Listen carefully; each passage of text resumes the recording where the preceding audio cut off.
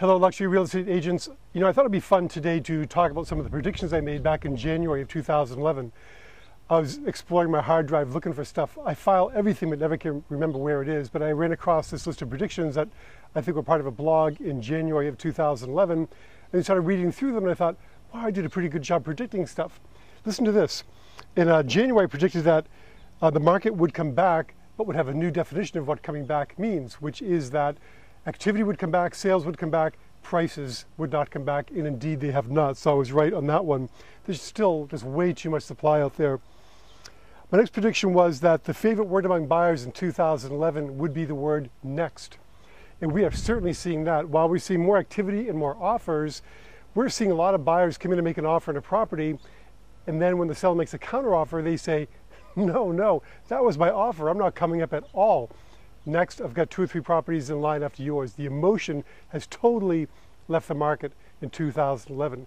Things are selling, the activity's there, but prices are horrific if you're a seller, terrific if you're a buyer.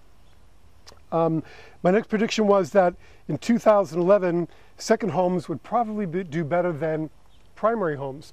And this is a really interesting factor because we're seeing that in our little corner of the world, Cape Cod, where second homes, especially expensive ones, over $3 to $4 million and up, are really selling. The prices are down from where they were during the peak. And I think you're seeing in the high end that second homes are leading the market all across the country. I was talking to a guy who made an offer on a house. It was well up into the millions of dollars, not quite 9 figures, but it was not quite 8 figures, but it was certainly a 7-figure sale.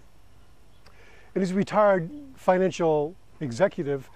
And he said to me, well, I think with the stock market where it is now at an all-time high, or totally oversold, I should say, and interest rates low and virtually no return on your money in money market accounts, that buying real estate in a rare and beautiful place like on the waterfront is the best place to park your money. You may not see a lot of appreciation right away, but you're not going to see an erosion of principal like you are if you leave your money in a money market account, which is going to get eaten away by inflation and sometimes even negative returns.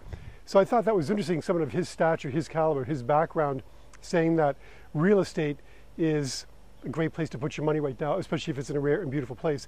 And that comes back to one of my other predictions I made in 2011, which is that real estate in a rare and beautiful place like Cape Cod or the mountains of the Northeast or the Midwest or the Far West is the other gold. A hunk of yellow metal is a great reserve of value, I guess, to a lot of people, but it's just a hunk of metal that you can't do anything with. A piece of real estate on the water or overlooking a mountain or a golf course is something you can actually use, enjoy, rebuild, and build family memories with. It's a great place to park your money, and I got that sort of reinforced by a very smart person in the financial world. Let's see what's next. Oh yeah, my last prediction was that 2011 might be the best year yet to get a great deal in real estate. And it's too early really to say if this is totally true, but in talking to people who have bought real estate, they really feel like we are at or near the bottom. Nobody can actually predict the actual point of the bottom, not even Warren Buffett. But I think what you're going to find is that in 2012 and 2013, that people who bought real estate in 2011 are going to be patting themselves on the back. And those that didn't will be joining the chorus of stories that you hear over and over again whenever you're at a family gathering or any kind of a gathering, which is talk about that big deal we lost, that huge opportunity we lost. I remember when I could have bought that property for X and I let it slip through my fingers. Well, this may be the year where you don't want that to happen. The story you want to be telling in 2012 and 2013 is, thank goodness I acted. Thank goodness I bought something in 2011 because this is the bottom. This is the greatest opportunity to get wonderful real estate, fantastically priced with a great selection, and hope that works in your market too. You can share this video with your customers or clients and be sure to click the like button at the bottom. And as always, send me your comments and questions to jack@jackhoughton.com. Thanks and see you next time.